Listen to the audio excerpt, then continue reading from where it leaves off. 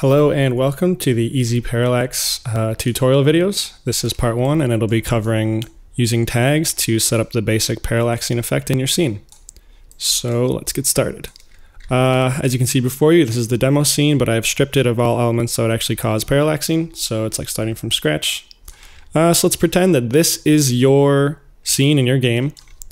We have our camera here, it is facing on the positive z-axis and things are moving away from it. Down the positive z, so the furthest thing in the back, either your sky or your fog or whatever, it has the highest z depth. So this has a z of like 18 over here we can see for its transforms position.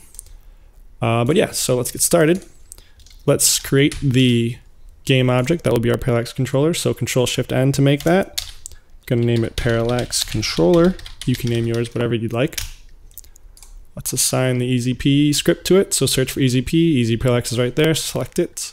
As you can see, we have two tags, the Auto Parallax tag name here and the Auto Wrap X Parallax tag name. They're both empty, so let's make a new tag. Let's call the default parallaxing one just Parallax. So hit enter, there we go. Go back to the Parallax controller. We're gonna select Parallax, which is the tag that we just created. And now we're going to assign that tag to all the elements in our scene that we would like to actually use the default parallaxing effect. So just go through and just start adding tags.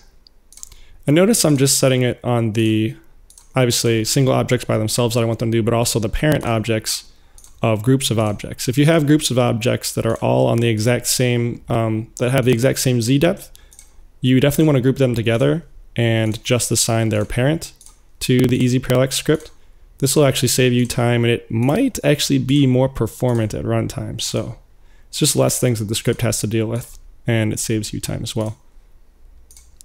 I'm not going to put tags on the ground objects here because that's what the player actually interacts with. We don't want to touch that. I am going to put it on these trees. Obviously don't tag the parallax controller and obviously don't tag the player or the camera. Okay, so we have that set up. If I was to go ahead and hit play right now, what we'll actually get here is no parallax effect at all. This is just flat, everything's moving at the same speed. And if we look down here in the console, we can see it says Easy Parallax initialized, but a player has not been assigned. You'll actually get the same error message if you were to not assign the camera as well.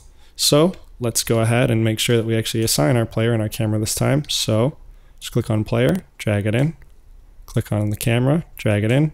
It's that easy. And hit play. And as you can see now we have a very pleasing parallax effect. There's no duplication or wrapping going on with the items, so you can see we're running out of atmosphere, the mid-ground trees are disappearing, and we're just going to keep running. If we did keep running, you'd eventually see nothing back there. But in the next video, I'll show you how you can use tags to make that effect happen automatically as well. But yeah, so it's that easy to get the basic parallax effect. So stay tuned for the next video.